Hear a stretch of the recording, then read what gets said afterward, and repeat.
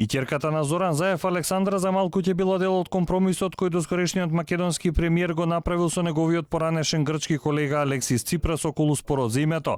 Во интервју за телевизија 24, Заев на шега го прераскажа разговорот со Ципрас кој го имале во пресрет на подпишувањето на Преспанскиот договор.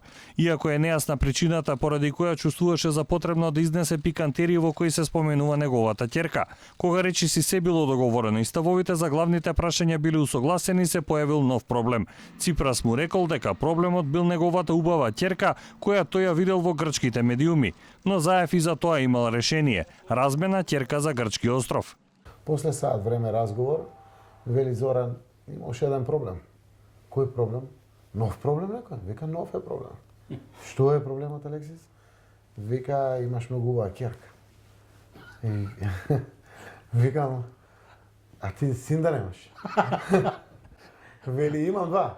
Викам, еве го, Алексис, ќе го постигнеме сега договорот, малку ќе попуштите на името, јас ќе дам ќерката, ние немаме море, ќе дадете едно острово.